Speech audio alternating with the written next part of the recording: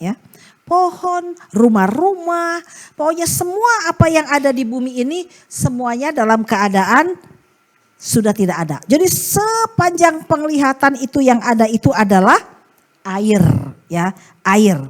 Jadi tidak ada lagi yang namanya kota, ya. Kota itu sudah tidak ada.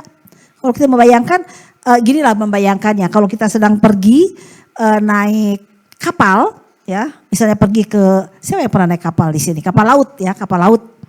Nah, yang dilihat itu kalau udah di tengah-tengah itu semua adalah air. Dan kadang tidak ada tepinya. Nah, jadi kalau kita lihat hanya air dan kemudian semuanya sunyi, tidak terdengar apa-apalah, begitu kan ya? Enggak ada kota, tidak ada suara orang atau manusia, ya. Kemudian tidak ada kehidupan yang pada umumnya. Jadi hanya air. Air yang menutupi segalanya, seluruhnya. Nah, itulah dunia Nuh pada waktu itu, ya, dengan keluarganya. Tadi pagi sudah dijelaskan, ya, berapa lama mereka itu. 370 hari katanya, setahun lebih, ya. Mereka ada di dalam bahtera terapung-apung dan di sekelilingnya itu hanya ada air, ya. Nah, di tengah dunia itu yang sepertinya mati, tidak ada kehidupan, ya. Ada satu bahtera yang terapung-apung di situ, yang seolah-olah enggak tahu juga arahnya mau kemana, diam dan menunggu, ya, bagaimana selanjutnya. Nah, tapi di tengah situasi seperti itu, ya, yang hanya ada air di mana-mana, tidak kelihatan apa-apa, tidak ada kehidupan di sekelilingnya. Di Alkitab tadi kita sudah baca, ya, sesuatu yang sangat sederhana tapi itu mengandung arti yang sangat dalam. Di situ dikatakan diawali dengan apa? Allah mengingat Nuh. Ya. Allah mengingat Nuh. Nah, kalimat ini kalau kita perhatikan, ya, itu bukan hanya sekedar informasi, tapi ini adalah sebagai apa? Titik balik di dalam sejarah lah, ya. Karena semuanya sudah tidak ada lagi, hanya ada bahtera satu yang terapung-apung, ya. Kalau kita dengar tadi pagi Pak Alamta menjelaskan karena dia sudah mengikuti penelitian, kenapa sampai bumi itu seperti tenggelam itu, ya.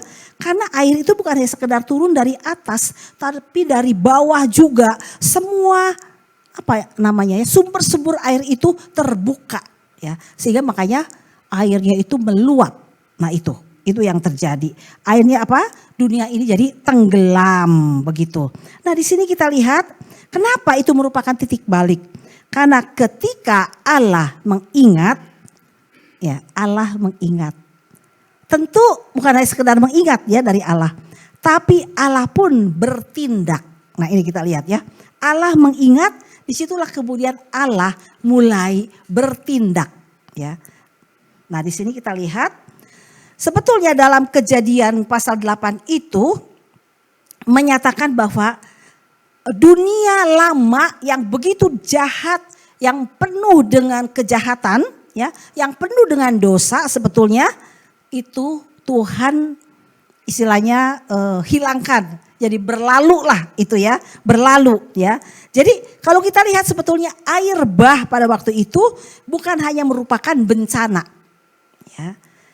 Tapi itu adalah penghakiman atas dosa, ya, atas dosa. Kalau kita pernah mengingat, ada yang sudah lahir atau yang muda-muda waktu Aceh itu gempa bumi, ya, itu tuh baru hanya sebagian aja. Ini ada yang masih kecil-kecil, ya, dan tidak mendengar tentang hal itu. Itu mengerikan. Itu hanya hanya disapu tak gitu doang, ya. Tidak sampai buminya itu tertutup gitu. Dan kemudian setelah selesai itu gempa atau air tsunami, ya, maka mayat itu ada di mana-mana. Nah, kalau air bah ini mayatnya mungkin sudah hancur. Sudah enggak ada apa-apa lah begitu, ya, di bumi ini. Karena sudah setahun lebih, ya, seperti itu. Tapi itu adalah apa? Merupakan satu karena dunia ini atau bumi itu penuh dengan kejahatan. Dan dikatakan kalau kita baca tadi Tuhan tuh menyesal, tuh kenapa gitu ya. Aduh kok ini manusia jahat banget gitu. Makanya Tuhan bilang aku udah ya lenyapkan begitu. Jadi di sini merupakan apa? Air bah itu bisa juga merupakan penghakiman atas dosa dan penutupan dunia lama yang penuh dengan kejahatan. Ya. Dan kemudian Tuhan membangun kembali segala sesuatu ya. Jadi kalau kita lihat yang baru ya. Jadi segala sesuatu yang manusia sudah bangun sebelumnya ya, termasuk apa? Peradaban, sistem, kejahatan dan yang lain-lain, semuanya ditenggelamkan dan dilenyapkan. Gitu. Sudah tidak ada ya. Nah, kalau kita lihat ke diri kita ya, kadang-kadang sebetulnya kita juga dalam kehidupan kita ya, yang kadang seringkali penuh dengan kegagalan ya, hidup di dalam dosa. Dan kita mengalami banyak kepahitan dan luka batin dalam hidup kita. Menghadapi kehancuran dalam hubungan atau relasi. Dan kemudian seperti apa ya, situasi itu seperti Tuhan mendatangkan air bah dalam kehidupan kita. Ya, seperti itu. Dan kita merasa, waduh udahlah hancur semuanya. Semuanya udah selesai gitu kan ya. Nah itu, kalau situasi itu ya kita alami ketika kita mengalami hidup dalam dosa, kegagalan, dan kemudian kehancuran, ya, dan kemudian kita menyimpan banyak kemarahan, kepahitan, kita akan merasa bahwa sepertinya dunia kita itu menjadi hancur dan selesailah sudah, ya, tidak ada harapan lah intinya begitu kan? Tapi di dalam Kejadian 8 ini kita diingatkan bahwa walaupun dunia itu hancur ya, seolah-olah kita juga hancur. Tapi ada kalimat yang mengatakan Allah mengingat. Jadi dalam Kejadian 8 ini tidak berhenti pada kehancuran yang ada. Allah mengingat. Allah mengingat. Nah, kemudian kalau kita lihat, baca lagi dalam Kejadian itu, air mulai surut, ya kan? Dan kemudian angin bertiup, lalu daratan mulai kelihatan, muncul. Lalu Tuhan berkata apa? Setelah semuanya mulai surut dan sebagainya, keluarlah dari bahtera. Nah ini ya, di dalam ayat yang tadi kita baca ya ada kan? Allah keluarlah dari bahtera. Nah ini juga merupakan satu kalimat atau kata yang penting juga dalam kalimat itu karena Tuhan sebetulnya memberikan satu perintah yang sangat penting kepada Nuh ya. Oke lah, semua sudah hancur ya, dihancurkan, tapi kamu ya orang pilihanku, kamu jangan tinggal terus dalam bahtera ini ya. Tetapi apa? Yaitu keluar ya. Perbaiki dunia lama, bukan hanya itu saja tapi masuk ke dalam dunia yang baru. Makanya Tuhan bilang keluarlah dari bahtera ya. Pasti ya kalau kita pada zamannya Nuh termasuk dalam bahtera itu, kita mungkin hidup kita itu saat itu akan shock gitu ya. Waduh, ini banjir dahsyat banget loh ya. Kita kadang merasa shock, aduh suasananya pasti mencekam ya. Dan merasa apa? Setelah kejadian itu sunyi dan sepi ya. Waktu hujannya udah selesai, tapi kemudian hanya ada air saja. Dan mereka berpikir, duh gimana ini selanjutnya ya. Tapi kemudian Tuhan tetap memimpin dan kemudian akhirnya menjadi surut. Dan kemudian di tengah-tengah situasi itu Tuhan mengingatkan, kamu jangan ada dalam bahtera terus ya. Tapi keluarlah dari bahtera dan kemudian ya kamu masuk ke dunia yang baru ya. Yang lain lama sudah lenyap, sudah tidak ada lagi. Masuk ke dunia yang baru ya. Allah di sini kita lihat ya. Allah itu tidak menambal sulam ya. Dunia yang lama. Tapi kalau kita lihat di sini dia mengambil satu keluarga yang Tuhan melihat menganggap itulah orang yang paling ya mengasihi Tuhan dalam hidupnya. Begitu kan? Walaupun nanti ada juga yang hal yang terjadi ya. Yang dimana apa itu? Istri dan anaknya juga gitu kan ya. Tapi di sini Nuhnya, dilihat dari Nuhnya sendiri bahwa dia itu adalah orang yang takut akan Tuhan dan mengasihi Tuhan ya. Dan Allah kemudian ingin menciptakan sesuatu yang baru. Ya, semua dilenyapkan kejahatan dan sebagainya, tapi kemudian menyisakan umatnya yang bakal menjadi umat Tuhan ya. Jadi yang lama berlalu dan Tuhan menciptakan sesuatu yang baru. Nah, kalau kita melihat bandingkan dengan kitab perjanjian baru dalam Rasul Petrus itu ya. Di 1 Petrus, Rasul Petrus berbicara kepada jemaat, orang-orang biasa yang pada waktu itu hidup di tengah tekanan, ketidakpastian dan penderitaan.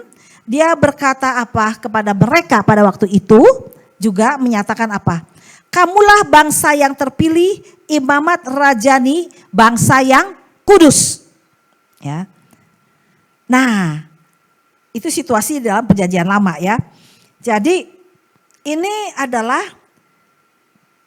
Petrus mengingatkan kepada jemaat di jemaat Petrus itu adalah bahwa kamu itu identitas kamu ya, walaupun situasi dunia seperti itu, kamu itu adalah bangsa yang terpilih, imamat rajani, bangsa yang kudus.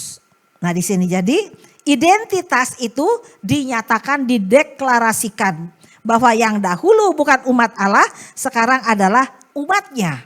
Nah itu sama seperti Nuh ya, seperti kisah Nuh ya. Dahulu dunia yang lama penuh dengan kejahatan, lalu kemudian Tuhan bertindak melenyapkan semua itu ya.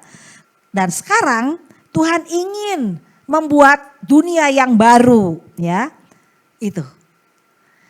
Dan kemudian dahulu dalam Petrus, dahulu tidak ada identitas umat Tuhan itu.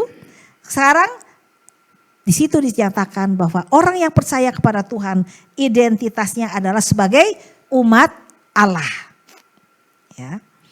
Nah, jadi di sini kita lihat Tuhan menciptakan yang baru dan bukan perbaikan tapi kelahiran. Nah, ini kita lihat. Dalam Petrus di sini kita lihat dia memakai satu gambaran yang sangat kuat ya. Tadi kita baca ya, ada kata bayi ya. Seperti bayi yang baru lahir. Bayi artinya bukan versi yang lama yang diperbaiki, tapi kehidupan yang benar-benar baru ya, dilahirkan ya. Jadi dalam kehidupan kita, masalah kita ya, dalam kehidupan kita, kenapa Petrus mengingatkan jadilah seperti bayi? Karena apa? Jadi benar-benar harus dilahirkan menjadi baru. Karena cenderung manusia itu pengen apa? Menjadi lebih baik ya. Menjadi lebih rohani, menjadi lebih benar. Tapi tetap memperhatikan apa? Diri yang lama itu ya. Ketika orang percaya pada Tuhan ya, harusnya kan menjadi ciptaan baru ya. Sesuatu yang baru ya. Tapi seringkali masih apa? Dia punya keinginan tapi menjadi apa? Lebih baik, lebih rohani, lebih benar, tapi seringkali mempertahankan dirinya yang lama dalam kehidupannya ya. Kita ingin Yesus memperbaiki hidup kita ya. Kita minta Tuhan Yesus memperbaiki hidup kita. Tapi dalam Injil dikatakan apa? Yesus menggantikan hidup kita. Gitu ya. Yesus menggantikan hidup kita. Kita ingin Yesus memperbaiki hidup kita maksudnya ya. Kan kita banyak dosa dan sebagainya gitu kan ya. Tuhan perbaiki hidup saya. Tapi sebenarnya Injil bilang bukan perbaiki. Tapi harus diganti hidupnya. Ya. Hidup kita harus diganti. Ya. Nah itulah sebabnya kalau kita lihat kejadian Nuh tadi ya. Nuh itu tidak boleh kembali ke dunianya yang lama. Tuhan bilang tinggalkan itu, dunia yang penuh dengan kejahatan sudah dihancurkan, sudah tidak ada lagi. Itu dunia yang lama ya, sudah tidak ada lagi. Tapi kamu keluar ya dari bahtera. Lalu apa? Masuki hidup yang baru yang ada. Nah, di sini di Petrus ditekankan juga ya. gereja tidak hidup dengan identitas lama. Karena di dalam Kristus kita bukan kayak semacam hasil upgrade dari Tuhan, ya. Di-upgrade, diperbaiki, enggak. Tapi Tuhan bilang kita ini adalah ciptaan baru. Ya, ciptaan baru. Nah, bagaimana bisa? Kristus itu adalah pusat dari ciptaan baru. Nah, Petrus bilang apa? Kristus adalah batu yang hidup. Nah, ini sangat penting. Karena ciptaan baru bukan sekedar perubahan internal, ya, dalam diri kita. Tapi dia itu memiliki pusat, ya, yaitu Kristus sendiri.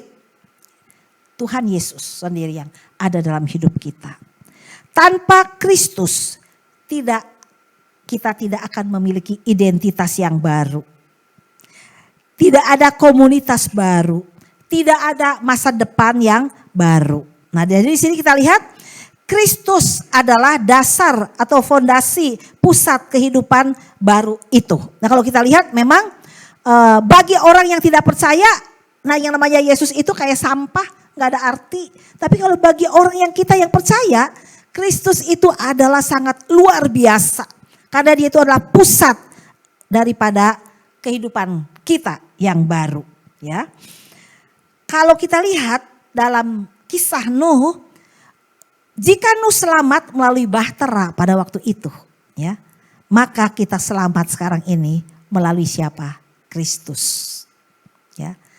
Kita lihat bahtera membawa Nuh ke dunia yang baru, yang lama sudah dilenyapkan. Tapi sekarang Kristus membawa kita kepada hidup yang baru. Ya, jadi kalau sebenarnya ada keserupaan ya. Kisah ini kalau kita melihat ya, kalau dari kejadian Nuh ya, hidup yang manusia sebelumnya itu penuh dengan kejahatan dan sebagainya, tapi Tuhan kemudian memilih Nuh dan yang lamanya semua dilenyapkan dan Nuh disuruh untuk memulai hidup yang baru. Nah, kita juga ya selama ini hidup kita itu penuh dengan kehancuran ya, karena kita mengalami melakukan banyak dosa, kegagalan, sehingga kita menyimpan kemarahan, sakit hati, kepahitan dan sebagainya. Dan kita kadang berpikir sudahlah habis hidup saya ini, ya, saya sudah hancur, ya. Tapi Tuhan bilang enggak, ya, aku bisa menciptakan kamu untuk memiliki kehidupan yang baru. Nah, cuma pertanyaannya gini, saat ini nih. Kita ini kan orang yang sudah percaya kepada Tuhan Yesus, ya kan? Sekarang ini kalau kita merenung masing-masing ya, kita nggak tahu deh. Ya karena masing-masing sendiri yang tahu. Ya. Apakah saat ini Anda masih hidup dalam dunia yang lama? Kita kan bilang, sekarang kita udah percaya Tuhan Yesus. Tapi apakah saat ini Anda masih hidup dalam dunia yang lama? Ya. Kalau Nuh kan enggak, Tuhan bilang tinggalkan. Keluar dari bahtera, kamu mulai hidup yang baru. Yang lamanya udah dihancurkan, sudah tidak ada. Begitu kan. Lalu Petrus bilang, kamu juga dulu bukan terhitung dalam umat Tuhan. Tapi ketika kamu percaya, kamu itu adalah umat yang terpilih. Imamat yang rajani. Ya, itu. Nah sekarang bagaimana kita? Mungkin kita saat ini sudah percaya. Ya, sudah katanya sudah percaya, sudah ke gereja. Ya, tapi kita masih hidup dalam cara berpikir kita yang lama. Ya. Kemudian mungkin cara marah kita masih sama. Sebelum meninggalkan yang lama, lalu masuk hidup yang baru, cara marah kita mungkin masih sama. Ya. Dan kemudian cara mengasihi kita mungkin masih sama. Masih terbatas. Sebelum percaya Yesus, meninggalkan yang lama dan memasuki hidup yang baru. Ya. Jadi ingat dari kisah Nuh dan kemudian apa yang dikatakan ditegaskan oleh Petrus bahwa kita tidak dipanggil untuk kembali kepada kehidupan air bah itu. Ya, yang hidup penuh dengan dosa dan kejahatan begitu. Kalau kita katakan kita udah percaya Tuhan Yesus, tinggalkan yang lama, keluar dari bahtera, memulai hidup yang baru. Gitu. Petrus juga bilang begitu, ya. Sama seperti bayi yang baru lahir. Kita harus sama seperti bayi yang baru lahir, yang selalu ingin akan air susu yang murni dan yang rohani, ya. Supaya kamu apa? Bertumbuh dan beroleh keselamatan, begitu. Ya. Itu yang Tuhan katakan. Karena apa? Kamulah bangsa yang terpilih. Ya waktu Nuh, yang terpilih itu adalah Nuh dan keluarganya. Nah sekarang kita, atau pada jemaat pada waktu itu dan juga berlaku pada kita saat ini, kamu itu bangsa yang terpilih, imamat yang rajani, bangsa yang kudus, umat kepunyaan Allah sendiri. Untuk apa? Memberitakan perbuatan-perbuatan yang besar dari Dia yang telah memanggil kamu keluar dari kegelapan kepada terangnya yang ajaib. Itu. Sekarang, mulai pertanyaan pertama tadi. Sekarang kita di mana? Apakah kita yang bilang bahwa aku sudah percaya kepada Tuhan Yesus, tapi apakah kita masih hidup dalam dunia lama kita? Tuhan bilang jangan, keluar. Ya, dari situ. Terus yang pertanyaan berikut yang perlu kita renungkan. Apakah Anda sadar tentang identitas Anda? Ya. Petrus berkata, bangsa pilihan, imamat rajani, umat kepunyaan Allah. Tapi sering kita hidup seperti apa? Orang biasa pada umumnya. Enggak punya arah ya hidupnya. Enggak punya tujuan rohani gitu ya. Dan kemudian ya enggak jelas begitu. Tapi di sini Petrus ingetin. Kamu itu adalah bangsa pilihan, umat kepunyaan Allah. Ya, kalau udah kita mengatakan tahu identitas kita seperti itu, tentunya hidup kita itu tahu arahnya mau kemana, ya, tujuannya mau kemana. Ya, kita ini bukan orang yang gak jelas, tapi kita ini adalah umat Allah. Nah itu. Jadi kita harus hidup sesuai dengan identitas kita, umat Allah. Ya. Tujuannya apa? Tuhan bilang tadi udah jelas di situ kan ya. Untuk apa? Ya. Di sini dikatakan bahwa untuk memberitakan perbuatan-perbuatan yang besar dari Dia. Itu arah tujuan hidup kita adalah untuk memberitakan perbuatan-perbuatan besar dari Dia, Tuhan.